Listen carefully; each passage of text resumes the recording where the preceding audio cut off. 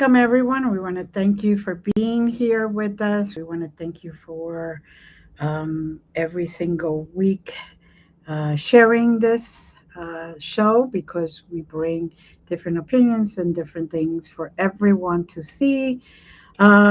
We have a phenomenal guest today, and really, I'm just going to give the floor to him, and he's going to tell you all about what he does and what he has done, and it's so important, especially right now when we're at the edge of hopefully some disclosure, real disclosure. But it does open the eyes of everyone else who are not waiting or still have their eyes closed. So, Jeff, welcome. How are you? Thank you. Thank you. Thank you so much for having me. Thank you. Thank you. So, tell us about yourself and what, what you have done and all that. Well, my name is Jeff Woolwine. I am a ufologist out here, currently in Tucson. I'm an amateur archaeologist and ufologist, and just one of my many hobbies, if you will. And I was born in Phoenix, Arizona, and I've been seeing strange lights ever since I was a kid. And it's what made me go on a hunt, on a quest to find out exactly what was going on in our Phoenix skies. And Hmm. so in 2004, it's crazy because, everywhere I was going, I would see either, an orb in the sky or some kind of red light or just weird things in the sky. So in 2004, I love history. So I've always been, a history buff. Hmm. And so in 2004, I saw on the news in Phoenix where a bunch of lights was happening again and on the west side of South Mountain. Now, in my investigations, I learned that the east side of South Mountain, around in Mesa, was typically the hot spot for the Phoenix lights because this is where other sky watchers were filming them. Hmm. And so I went to Mesa, and it didn't take long, and I saw these two red, orange, amber lights appear, and they moved towards South Mountain. And this was in 2004, and they were hovering over this power plant. And so I was filming them almost every night. These things were there almost every night. And they were always going to that one spot. And so I did about 2, 3 news reports that summer, and the end result was we're all seeing flares 150 miles away in Tucson. And that wasn't the case. These things were here in the valley. It was right there next to South Mountain. Hmm. So in 2005, I decided to move towards South Mountain to get a better look, get closer to the mountain. And so I found a place about a mile away from South Mountain on the east side. And, it didn't take long. A black object came out of the sky, went down on the mountain there, and a few hours later, it left from a different position. And I'm thinking, spaceships, crafts, technology. Wow, there's got to be some kind of like a landing spot out there. Like a crop circle or something. So what Hmm. do? I go out there the next day to investigate where this thing went down at. And what do I find? I find a stick figure, a boulder with carvings of stick figure uh, people looking up at the exact same thing that I filmed the day before. And so that intrigued me, and the more and more I sat by South Mountain, the more and more I was seeing these things coming and going from South Mountain. And about a few months prior to that, I remember seeing a Native American who worked at the Pueblo Indian Art Museum in downtown Phoenix. He was like a type of medicine man, shaman, if you will. He was up Hmm. on South Mountain, and he was talking about the petroglyphs and the meanings and how to interpret the petroglyphs. And the guy that he was with turned around and says, "Hey, this stick figure man looks like he's looking up at something above his head." And he quickly turned around and said, "Yes, that's part of our interpretations here is that our ancestors saw and recorded things, for future generations, here on this mountain." Hmm. And I'm like, "Wait a minute, we have strange lights in the sky. Now we have strange markings on the rocks out here. There has to be a coincidence. There has to be a connection, you know. And Mhm. so I contacted him, and I didn't really tell him, what I was really doing, but I asked him. I said, I saw you on Channel 8, last year, and you're talking about the glyphs. I'm intrigued about them. Could you go up there and teach me the petroglyphs?" So we met up there on South Mountain for about 3 hours, and he was talking about spirals and how these spirals represent an emergence point to the underworld. He Mhm. was talking about how the spirals go clockwise, it's a doorway in, and a spiral Mhm. going counterclockwise, it's a doorway out. Now he says when the spiral is at a crack of that boulder of the stone, he says that crack is the doorway, is the emergence point into the underworld. He says when the Mhm. spiral goes clockwise and it ends up into up, that means there's a vortex in the sky. I said, a vortex? He says, yeah, a vortex. It's like looking down into a tunnel, into a hole. Well, we went over many different things. He's talking about anthropomorphs and shapeshifters and giants and just some, crazy things. And, at the time, like I said, I'm thinking spaceships, technology, and, but not once did he say anything about crafts or aliens or, he's talking about spirits of the earth and Right. sky. He's talking Right. about shapeshifters. He's talking about another living, you know, Being. creature, if you will, a Right. being, if you will. Right. And so, that was all fascinating. So I gathered all the information there. I learned a lot from him. And it didn't take me long to soon realize that, this wasn't technology at all. What was flying, because by then, they were flying from the mountain and flying right over my apartment, right where I was at, or they'd fly in front of me. They were dancing in the sky in front of me. And, the more and more I saw them each day, the more and more I was convinced that this wasn't a craft at all, that these things were alive. For instance, there was this one sighting. It looked like a big red and black snake, and it came out of a canyon. And this canyon goes all the way down the side of South Mountain and has all these spirals in it. And so that Right. canyon was the emergence point, for these entities, for these UAPs, UFOs, Mhm. and that whole canyon represented the doorway. And up on top was a stick-figured man looking up at a flying serpent in the sky. And this thing climbed about 1,000 feet. It came out of South Mountain and climbed about 1,000 feet up in the sky. Turned towards me, hung over my for a few minutes, and it was changing shape, and it clearly looked like a snake or a worm or something. And Mm. then I heard by when the airplanes were coming in, because there's other Mhm. people watching these things too. There's like white airplanes and black helicopters, and they're monitoring what's happening out here.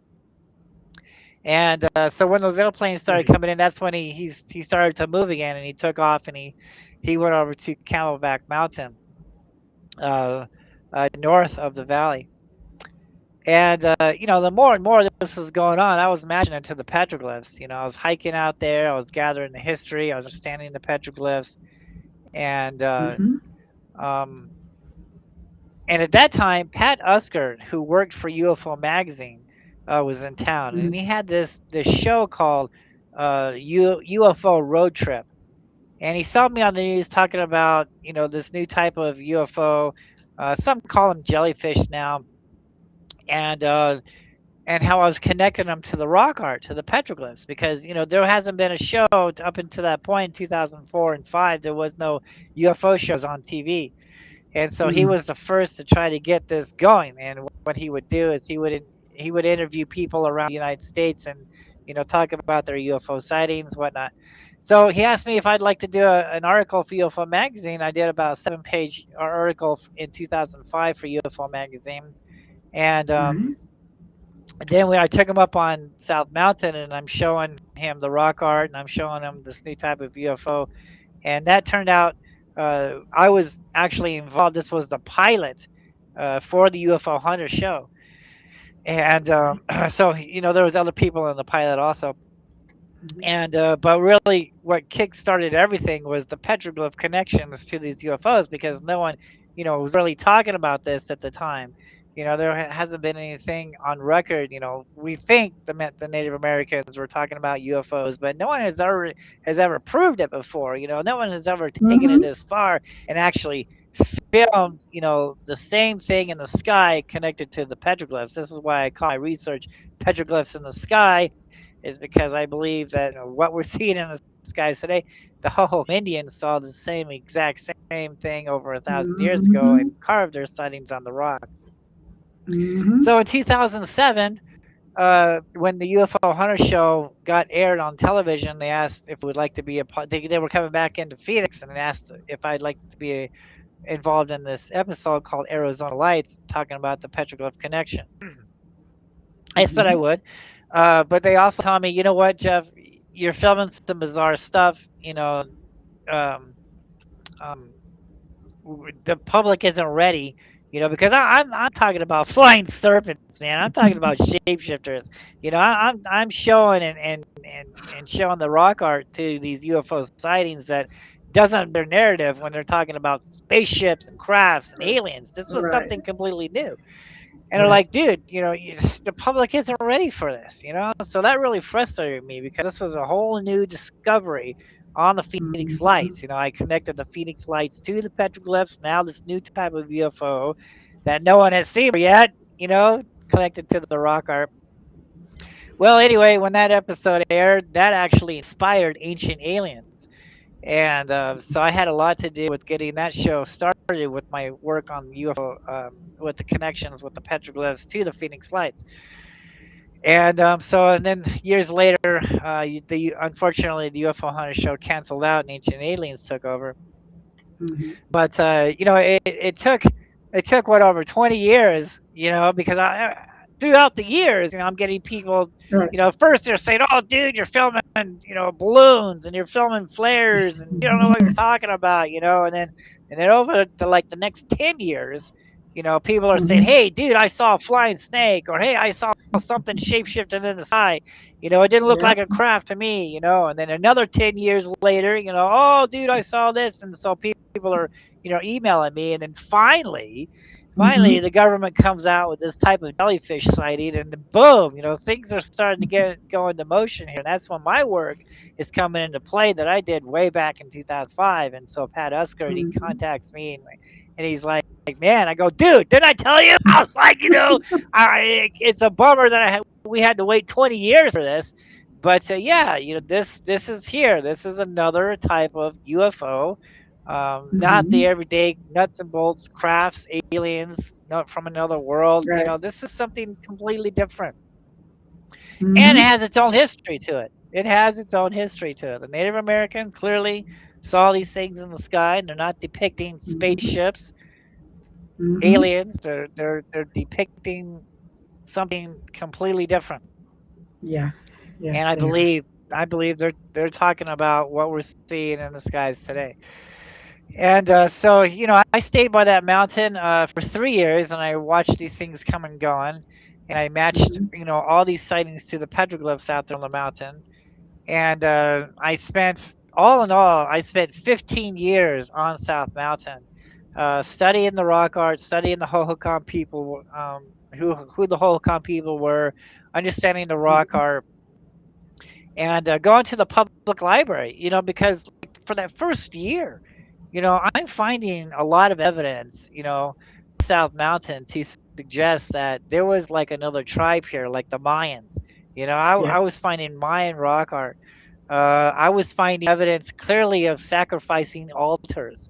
I was finding Mhm. evidence of tombs, something buried there on South Mountain. I was even going further and discovering huge big boulders that were picked up and placed and this huge wall. And the only thing that I could think could have picked up a big ton boulder like that was a giant. And I'm finding petroglyphs of giants out there on South Mountain. Mhm. And so it was heavy. It was going deep. The story was really unraveling here, and I went down this road thinking aliens, technology, UFOs, spaceships. This is great. They're here to help us, right? Right. But Right. as the years progress, and the more and more I'm seeing them, and the more and more I'm understanding what's happening here, I would did a 180 on this, and I'm like, this is something different. This is not um, in our in our um, in our most interest here, because the Hohokam Indians, Mhm. they were there for 1,000 years, and they were the masters of the canal system. Right. System was there, and they were there for 1,000 years, and all of a sudden they just disappeared with no trace. Archaeologists Mm. wants us to believe, well, they simply migrated somewhere else because of drought. Well, if that was the case, where did they go? There's no evidence of Mhm. them migrating somewhere else. They were here. Now all of a That's sudden they were gone. And and proof. when you and I move, when you and I move, We we take our leave. belongings. Yep. Yeah, We leave when trails. when you and We I leave move, trails. yeah, when you and I move, we take our belongings with us. But yet the Hohokams Mhm. didn't. They left everything behind and simply disappeared. Mhm. And so, the archaeologists, they left because of drought, but the petroglyphs and the oral traditions from the Native Americans say a different story. They tell us that these things actually came down and took many of them away. And Hohokam is a Pima name because the Pimas Mhm. consider themselves ancestors to the Hohokam. But I really think the Tohono O'odham tribe is more inclined to the Hohokam, and in fact, I would even go even further than that, and I would have to say that the Hohokam Indians was actually the Mayans, and but there's no archaeology isn't saying this, but I'm starting to believe that the Mayans were the Hohokam Indians because there's tons of Mayan evidence out there. Mm. And so the Pimas called these people the Hohokam, the people who are gone, the people who got taken away. Right. So for 400 years, nobody lived in this valley, and there were survivors to this, and they saw what's going on, and they were afraid, and they hid in caves. And when it was all over with, they buried the gold in South Mountain. Now, when I was, because I was finding all this evidence, right? Mhm. And so how come the archaeologist isn't talking about this? When I was making the news talking about the petroglyph connections to UFOs, I actually was on the news with the archaeologist, and he wasn't really agreeing with things, you know, ship shaping this way and that way, not agreeing that it was actually UFO sightings. But I'm like, dude, Mhm. the evidence is here. There's tombs here, there's altars here, there's evidence of all this stuff. And so, what does the library, what does the downtown Phoenix, the heart of Phoenix, Arizona library says about all this? So I went to the government department and I said, give me everything you have on South Mountain. Mhm. The lady comes out to present my ID to see this type of information. And I opened up the folder, and lo and behold, who's staring back at me but the first park ranger from the 1930s up until the late 40s.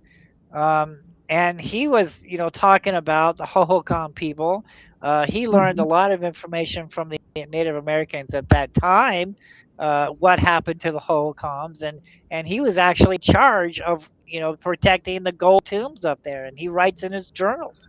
He writes Wow. in his journals as a whole sheet there, and he says, when the Hohokams left because of what happened, they vowed never to live in this valley. So they piled the gold. He says the gold was as tall as a saguaro cactus and as round as the sun. And they buried all this gold in South Mountain, and they vowed never to live in this valley of the sun again because they cursed this land because they knew if they were going to continue to live in this valley, then eventually they would have to go back to war with the spirits of the earth and sky. So they Mm. gathered up their belongings, they buried all the gold and everything that's significant in the mountain, and they went back to Mexico, never to returning. And for 400 years, there were Native Americans on the outskirts of what is now called Phoenix, Mhm. and but they saw lights. They saw the Phoenix lights, and they saw the anthropomorphs, and they saw the jellyfish, and they saw the orbs, and they were afraid because over the years, throughout generations, they were told, this is a bad thing. Don't Mhm. mess around with these things. Our ancestors, got taken away by these things. This is not a good idea. This is, and this is the reason why a lot of Native Americans, because I've talked to so many of them, they don't Mhm. want to talk to you about this because it's scary stuff, and the ones that do want to talk about this, is very hush, down low, don't want to be on the camera, but they know, Mhm. it's not all fun and games what's going on here. It's serious. And I believe that's the major conspiracy here on Mhm. planet Earth is that these things are here and they've had a role in history. And if you Mhm. ask, a lot of Native American tribes, they tell us we're in the third, fourth, and fifth world, and every time the world changes, these things are here, to help Mhm. or mislead the humans into thinking that they're gods and whatnot. So that's basically the road that was I was taking. I'm like, holy cow, it's not fun and roses over here. This is serious stuff. This is scary stuff. Right. And what I was Mm. seeing coming from the mountain was scary stuff. And so I don't believe that there will ever be a disclosure. Okay, Right. because of the history of these things. Now, if this was a nuts and bolts spaceship craft, okay, Mhm. then the people would accept this. Okay, Right. it would be easier for people to understand this. But because it's not, all right, because Mhm. this is something different, and because they're so scary looking, and they have capabilities of going inside mountains and coming out of and flying and shape shifting, this is completely off the narrative of spaceships. Everything's okay, blah blah blah. No, okay. So this is the reason why I don't think they will ever come out and truly tell the public what's happening because, like I said Mm. before, Public is not people ready. watch there's people Public is not watching ready to what's hear going that. on, and Yeah. no, Mm. and because if someone of authority came out and told the city of Phoenix, hey, guess what, you guys, the Phoenix Lights had something to do with the Holcomb disappearance. We know that now. It's tattooed on the mountains up there. That's what their story is talking about. How many people would stay in that city and work for these shops and blah blah blah? No, people would get the heck out of Dodge. They'd be afraid. Just like the Mhm. Holocoms, the remainder, they were afraid too, and they took off. So that's the whole situation that we're dealing with. There will never be a disclosure. Yeah, there's so many of them here now. You can't deny that we are being visited by something, right? So they're being forced into revealing some of their cards. So what they're going to do Mhm. is they're going to tell us, oh yeah, spaceships are here, and aliens are here, but not admit what's really going on. And by the time some it might be too late. So Right. so we won't go into much details on that. But yeah, this is something completely different. And I learned in my studies. I've been doing this for 25 years now, and I'm Mm. convinced with firsthand accounts of understanding the history of these things and seeing them firsthand and understanding what's happening here. Uh, it's they're not from outer space. They're from Mhm. inner space. I believe that this is their world too. This is their planet also. They have always been here with us. They've just been in Mhm. dormant, right? They've been hiding in these mountains. And every once in a while, one would come out. And, some of the Native American stories, they tell you that, when people get too loud, here on Earth, it brings them out, with all these Mhm. wars and things that we're having, especially look at World War II. They were chasing around all these red lights of Foo Fighters, right? Well, that was the Mhm. Phoenix Lights. That's the same lights that we're seeing now, you know. And so every time there's a lot of noise, it disturbs these things and it brings them out. Mm. And so there's so much that I learned from my own. No one taught me none of this. I learned everything as I was going here. Out of the 25 years of research, I didn't believe any hearsay. I didn't believe Right. this. I believed what I could prove, and that's the whole basis of my journey here. Is I'm out to uncover what has been covered up. And this is Mm. part of the story of the Hohokam Indians, what happened to them, because their stories are tattooed on the mountains here, and it's clearly talking about things that we saw, that we are seeing today in the sky, and it's going even further. It's telling us, what happened with them, and how they were dealing with these entities Mhm. and things like that. And then it actually led to their downfall. So that's they're never going to come out and admit this, but it's in the Phoenix Library that's been buried for 80 years. Nobody knew about this. Came along because after Charles Holbrook died, they buried all his information in the library. And so it Mhm. took 80 years for me to come around and uncover all this, and now I'm bringing this true story out. It's not just my opinion here, not just my story. This is what is proven. Not only from the archaeologists, or not only from the first park ranger of South Mountain, but from talking with the natives, understanding the rock art. It's all coming all together, and the story just isn't very good. And I Mm. think that's the reason why they're never going to tell us what's really going on here. And so now I find myself in Tucson, and Mhm.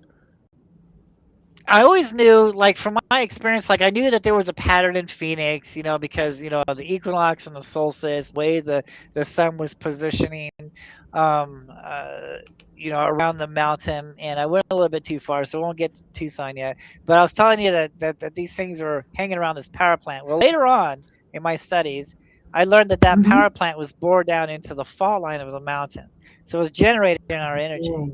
And so that's what was attracting these Phoenix lights to this spot, was for the energy. And when they were telling us that the spirals are emergence point into the underworld, on a Mhm. scientific analysis, they're actually going down into that fault line. It has everything to do with the energy and the changing of the seasons. This is the reason why we find Native American rock art not only here in Arizona, but all over the world, where it coexists with the equinox and the solstice, with the Yeah. light shadow markers going through these spirals. All right, so Mhm. the archaeologists, oh, it's just telling the people that it's time to plant corn. No, it has nothing to do about planting corn. Okay, it's telling us when these things are going to be here and when they're Yeah. not going to be here, because it was a pattern. It was a pattern. Mhm. You know, Mm. and when the sun aligned with these energy spots, it opened up these doorways and it attracted these beings. So basically, what they've been doing all this time was Mhm. following the sun, collecting the energy from not only from the sun but from the fault lines. And this is the reason why well, I was up on South Mountain, Jeff, and I didn't see anything. Well, what time did you go? Okay, what month did you go? See, none of this was taught to me. I learned of all this by 3 years. Okay, the first Yeah. year I saw them. Mhm. All right, and it was a pattern. Sometimes they were there in different months, and then they came back in different months, and then the second Right. year it repeated itself. The third year it repeated itself. So that was the pattern. All right, and no one Mhm. has ever figured that out yet. And it was just me simply watching that mountain 24/7. If something was going to get past me, I was sleeping or I was in the bathroom. So I stayed by my window for 3 years. And I did my investigation. I did my hiking on South Mountain. I uncovered Right. stuff in the Phoenix Library. I'm crossing my T's. I'm dotting my I's. I'm not going by hearsay. I'm going on what we can prove. All the evidence is taking me down this road.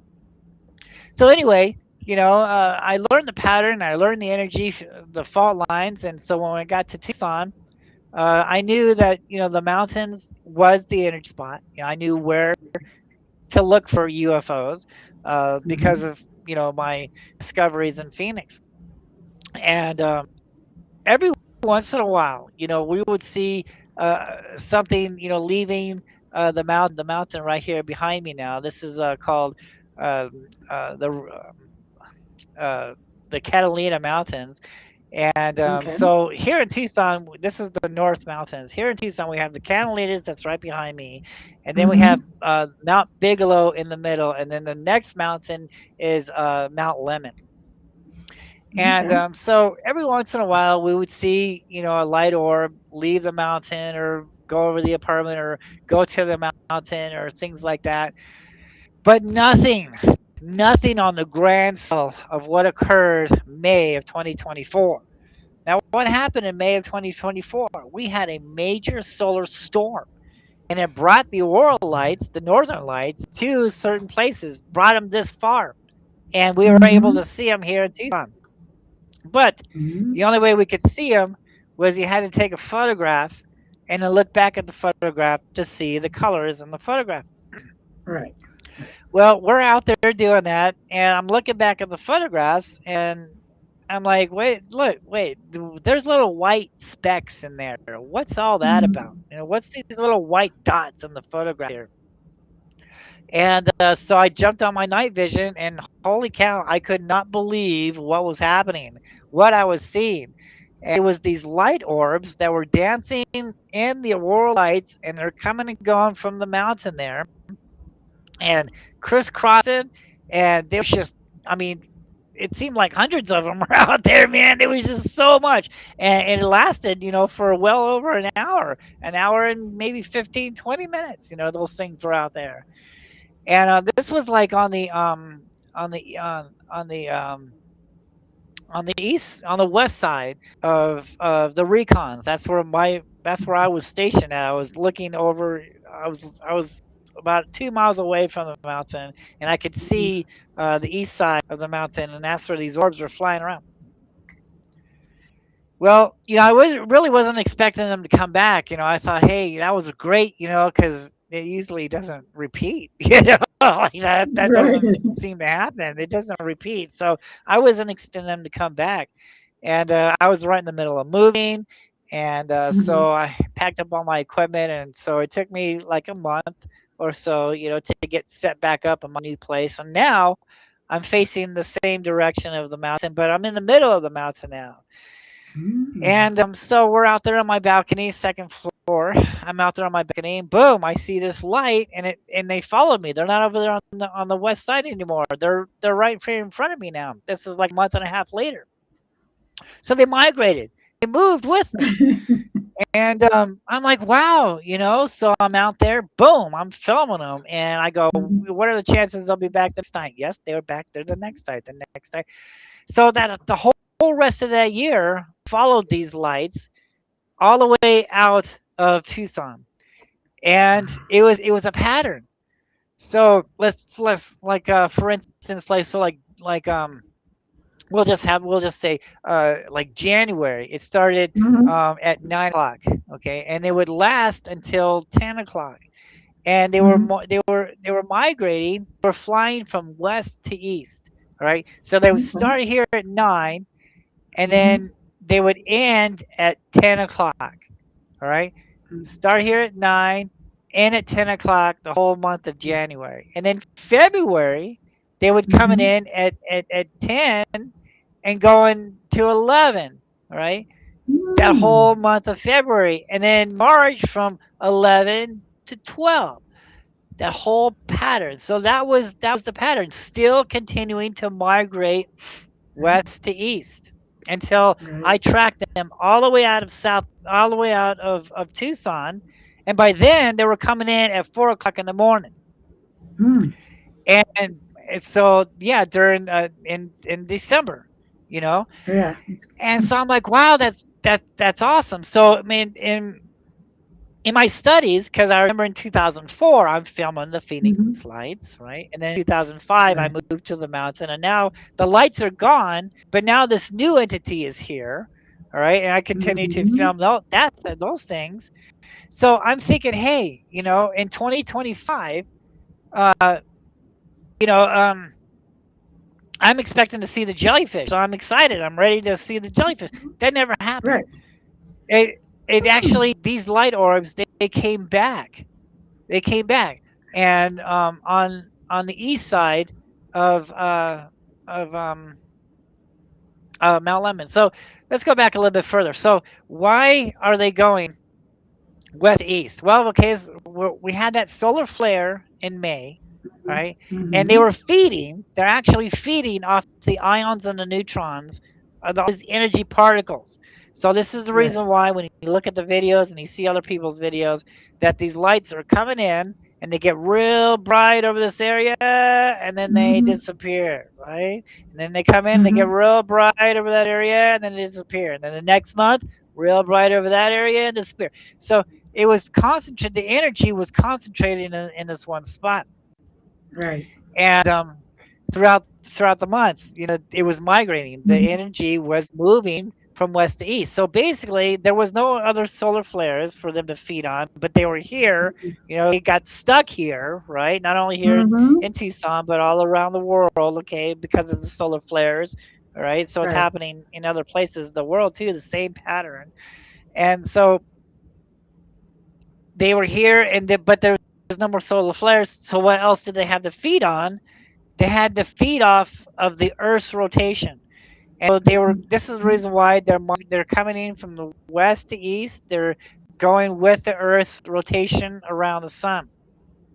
Mhm. And some of them are going in the mountains and the fall lines. And when you look, it's fascinating because when you look at behind of Mount Lemon, where they're coming and going from, there's Right. canyons, there's doorways. May, June, July, August, September. I was like, holy cow, those things were aligned with these months, Right. and that was fascinating. And all the way out, until they came back in 2025 over on the east side. And Mm. then, so I never saw the jellyfish. Okay, I'm always out. Maybe once in a while we'd see some in the daytime, maybe a light, but it wasn't anything like flying serpents or flying spiders or Right. flying diamonds or anthropomorphs or scary monsters that I was filming Right. coming and going from South Mountain. It was strictly these light orbs. But this time, instead of going out of Tucson at the end of January, they went Mm. east. They went to the recons. And so now Mm. they're at the east. They're at the recons in February, and in March they're over there on the west of Tucson, the West Mountains. So by the Mm. time May came around of 2025, bam, they had made a complete circle around Tucson within a year's time. Now they're right here back in May of 2025, and then boom, what happened? Another solar flare, man. Boom. All right. In Mm. 2025, we had Mhm. another solar flare. Boom. So that brought more of them here. And it kind of like messed up their pattern a little bit. Not by long, not by much, maybe about an hour Right. behind of what they did last year. But they Mhm. continued going west to east, and then we had more over 2025. We had a lot of other solar flares. So they would get to this Mhm. point, then a solar flare would happen, and depending on where the solar flare was occurring on the solar disk on the sun was Right. when I was able to predict on where they were going to be at. Because if the solar flare was on the west side of the solar disk, then it was Mhm. pushing these things to the west side. If the solar flare was on the east side of the sun, it was pushing them to the east side. If the solar flare was in the Mm. middle, it was pushing these things right here in the middle. So I was able to Mm. track and document the solar flare activity with these light orbs. And boom, and so we're still 2025. I'm back on the camera. I must have like 10,000 sightings of these things. Wow. And it followed the pattern again, right at the end of 2025, boom, they're gone over there. And then again, 2026, boom, right back here again on the east side of the Catalinas or Mount Lemon. Right. And boom, February, they're back over here again, right? But Mhm. this time it because and I write about this in my book. I'm like, in theory, they should, Right. repeat the cycle here unless there's more solar storms. Or Right. unless there's just so many of them here, they're not going to care. They don't care about the pattern no more. They're just going to be everywhere. Right. And so that's basically, the pattern is still there. We've had more solar flares here, and I think we Mhm. had this ring of fire, and I think that really had a lot to do. I think it was pushing energy Mhm. here on Earth because Yes. that brought them out too. And man, so holy cow, that's where we're at now. So we're right in the beginning of the next cycle of them circling Tucson, And it's all Mm. in my book. The first Yes, 2 years, it's I in your I, book. I wrote a book about this, how I tracked UFOs around Tucson, and Okay. it has the maps in here. Mm-hmm. See if I can find it. It has the maps in here and how I tracked them. And the thing of it is, it's just not here in Tucson. Like I said, it's all over the world, and it's the same pattern. It's the same pattern Right. here in Tucson. So if someone wants to, this is Wow. how it went in 2024. There we go. That was a pattern, and this is the Mm. continued pattern on what's happening Mm. here. And so Wow. it's the same pattern all over the world. So this book is actually a tool on how to see these UFOs, not only here in Tucson, but city as well, if those things are Mm. here, because it's the Right. same. It's the same thing that's going on. They're still going west to east, and they're still continuing Mm-hmm. to circle these energy spots. So all these mountains our energy, our power plants. And of course, in my book, I talk about how there's power plants on the east, on both sides of these mountains out here. So Mm-hmm. we're using the energy from the mountains. These things are using the energies to feed on, and Mm-hmm. yeah, so that's where we're at. And So you did good because you long took it story to a short, next step. yeah, for you, sure. you took it to a next step of actually doing research and looking at the details and Yes. figuring out the times. And it looks like what you were saying is that each had like 1 hour of Hmm. that you could notice them. 1 hour where you could Right. see them, and then they would move to a different hour at a different place. Oh, it's Yeah, very because the interesting. energy was fluctuating with each hour and Right. with each month. you know so I Mhm. was like, wow, this, we're, and again, we're 20 years ahead. I'm back to Pat Uskert again. The public isn't ready for this, dude. And so, you know what, but it's gonna hit. As soon as Mhm. everybody realizes what I'm saying here, they're Mhm. gonna realize that, what I've been doing here is real, and it's, like I said, no one showed me how to do this. I learned all of this Right. on my own. So now, they have this book, and if they want to see Mhm. UFOs and how to see them, because these things are here, they're not going Right. away. Obviously, they've been here every night we're working on almost 3 years now. We're right in the Right. middle of the third year, and I don't see them going away.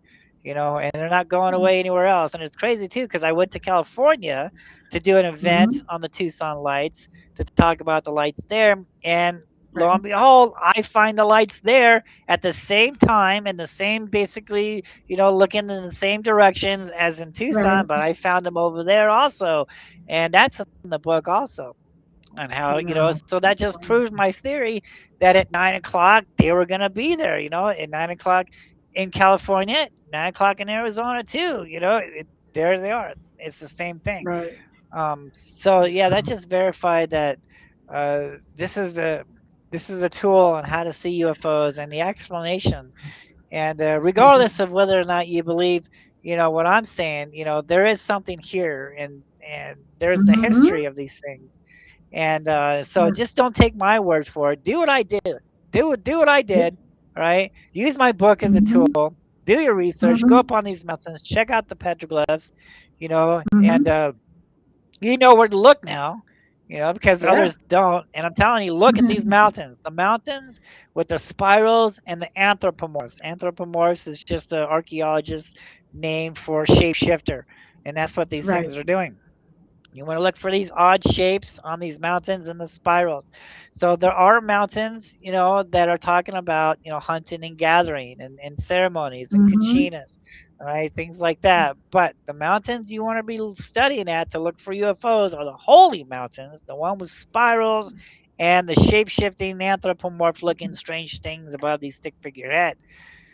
That's Mhm. the first clue. So if you're going to go UFO hunting, find out the location of your area, find out what the Native Americans say about your area. Then look at the Mm-hmm. petroglyphs, find out where the mountains are, find out where the spirals are, and just simply watch. It takes a lot of dedication and a lot of patience with this, Yes. okay? And there's a Yes. lot of people that won't do what I did, all right? Because it takes a lot out of your life, okay? Mm-hmm. And so we started off at an hour late. So Right. I was expecting to be a little bit earlier because these things start happening out here around 6:37. So Mm-hmm. because there's clouds out here, I'm able to do this interview. Because if not, I'd be out there filming and we'd have to cancel. Okay. So yeah. So these things, I've been totally dedicated to these things for Right. years now. And now I'm stuck with filming these lights and documenting these lights and trying to get the word out. It's not just happening Yeah. here in Tucson. Exactly. It's happening in your city, in your town, in your neck of the woods also. And um, Mm-hmm. the best way to see them, I talk about it is in my book, is with a good pair of night vision binoculars, Mm-hmm. night vision Right. camera, because just because Right. you see one with the naked eye, there's five Yeah. more that's there that you can't see with the naked eye that only the night vision can pick up. This is how they've been getting away with being in our skies, because when they light up, most of the time they're just there for like a couple seconds. But lately, because of all these solar flares, oh man, they don't care. They're bright, huge, and they're flying over the city. And I'm like, dude, how can you not see this? you know? And so, yeah, So, where could people find the book? In Amazon or your website? on Amazon. Yeah, Good. simply Good. Good. search me on Amazon, Woolwine. It comes up Mm-hmm. with all Mm-hmm. my books. I have a book on Phoenix, and then now we have Right. this book on Tucson. And it goes into a lot more detail because we don't have a lot of time to talk about more. But yeah, it goes into a whole bunch of details, and I use history and science and facts what we can prove and not hearsay. Of this Yes. flying saucer, this V-shaped craft that went over the city of Phoenix March 13th, 1997, that nobody can prove. I'm still waiting for evidence of that. Okay, what do we have? What do we have? We have lights on the west side of South Mountain, and that's it. We don't have nothing flying over the city of Phoenix. Oh, that story got blown way out of proportion, if you ask me. So, I mean, Right. I lived there in Phoenix. I was out there that night. I didn't see nothing. So I think it's just a lot of hype on the Phoenix 1997 Phoenix lights, for people to sell books and movies and to get Right. famous. And there's no evidence of anything flying over the city. We have four only videos of what happened that night. So if thousands of people were going to witness this thing, we'd have more videos. And the Right. reasons Right. why we Right. have some of those videos is because there were sky watchers out there who were seeing lights, days Mm-hmm. and weeks before March 13th, Mm-hmm. 1997. So they were ready. If anything was going to fly over the city, they would have got it filmed.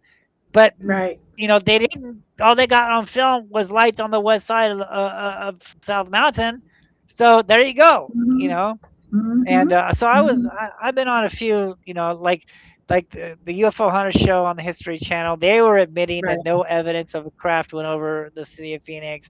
And I was just on the Proof is Out There on the History Channel 2 months ago, and they admitted that the Phoenix Lights is kind of a misnomer.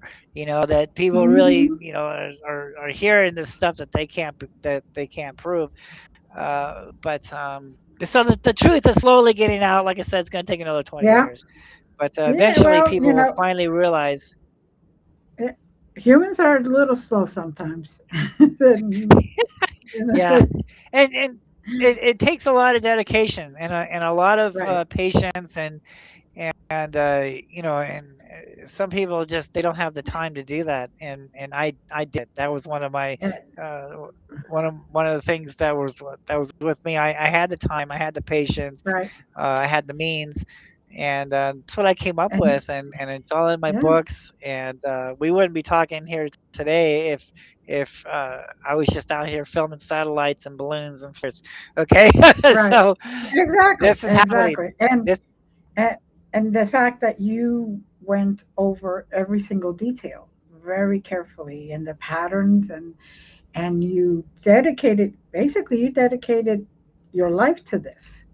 It isn't just Yeah. a hobby, where people Right. just call it a hobby and they're there, oh, once a month. Oh, I'm watching this. You are constantly, still to this day, doing it, which it takes a lot of It's an dedication. obsession. Thank you. And once I discovered all of this, you gotta let people know, Right. and once you do that, Hmm. because they're not doing the regular flying saucer narrative, aliens, they're gonna pick on you, they're gonna trash you, and blah blah blah. But there's so I just saw on the CNN news today where some guy was complaining, we don't have pictures of aliens coming out of spaceships. We don't have photographs of spaceships. We have all these videos and stuff, but we don't see any credible videos of spaceships. I'm upset about that. I'm like, dude, you know why? Okay, so I'm not saying spaceships and technology and aliens isn't possible because I have Hmm. seen some things in the sky that could Right. resemble a craft. I've seen a black triangle. I've seen flying Hmm. dacks in the sky. What are those crafts? Hmm. Maybe. What I am saying is, I think what the majority of the public is seeing today, as far as orbs and these and lights and things that are shape shifting in the sky, that's not a crab. That's a living creature. That's a living entity. It's Right. conscious, it's alive, it knows who's watching and who's not watching. This is how they're getting away Hmm. with being in our skies. And it just, until you get past that, oh, it must be a balloon, man. Until you get past that, all right, and actually watch what it's doing, we don't need to go back to fifth grade and understand what balloons are. We know what Right. balloons look like in the sky, and that thing is moving around, not like a balloon going against the wind. Right. Okay? Yeah. You know what I'm saying? So come on, people. I know you're interested in flying saucers. I know you've been brainwashed with crafts and aliens, but okay, and that's all good. But what about this other stuff that's happening here that we're Right. all seeing now? All right. So, Hmm. and they're just now starting to come out, and say, uh, Ross Coulthart, he's starting to say, well, maybe these light orbs are, creatures, So, well, somebody's watching Hmm. my work. You know what I Hmm. mean? So, yeah. Well, and what I like is that you actually went deep into the Native Americans and got their information, their truth, what they believe in, because not too many people do that. They're just like, oh yeah, Native believe in it, boom, that's it. But you went in deep. You got the definitions. You got the understanding. You found the places. You went with them. You got the full, rich history of it. And yeah, they may be scary because, all of a sudden a whole set of people just disappear. Uh, Hmm. but you never know if they really just disappear or they went up and became part of that Hmm. conscious, those living beings. Right, And maybe right. they were And just supposed to, they were that's some supposed to of the be here. interpretations. Yeah, Yeah. they were Is that, supposed to be here for a little bit and then go. uh-huh, some of these, these light orbs, some of the Native Americans would say, that's our spirits, our Right, ancestors. right. That's their spirits. So either way, like I said before, whether or not you believe in the stuff, there is something here, and the stories all Hmm. is tattooed like sacred scrolls, around these cities, on these mountains, and if you want to know what's going on, I suggest you go investigate these petroglyphs because they're telling us and they're showing us, and once you understand, Hmm. that's when you'll know when they're going to be here, when they're not going to be here, what's it all about, and what's the plan. Right, What's right. what because in order to understand our future, we must understand our past. So and Exactly, our past exactly. holds a lot of answers to what's happening today in our world. Hmm. Hmm. And answers that have been well hidden or distorted a little bit. So, Absolutely, absolutely. and it's a shame because we deserve to know what's going on or what went on Yeah, truly. So this is our we history. can, yeah, exactly, our true history, and that's what I think most people want to know, the truth in the history. Okay, we had a war. Okay, we had a war. Who was it involving? Why? When? Was it just for money? Was it for territory? Whatever it was, just tell the truth. It's Mhm. already done. Just and that's how we could get a lot, find out what's going to happen. Now, I am a big believer that beings are do come back to the earth when humanity is in trouble, whether it's UFOs, UAP, whatever, beings like the ones that you're examining and all that and watching, whoever it is. I believe that every once in a while they have to come back, interject, and say, "You're going to kill yourselves. You're going to do something crazy. You're going to destroy the environment. You're going to destroy what everyone has worked so hard to even create it." And Yeah. I think we're coming to that time period. That's probably why you're seeing them as much as you are, and you are able to create the patterns.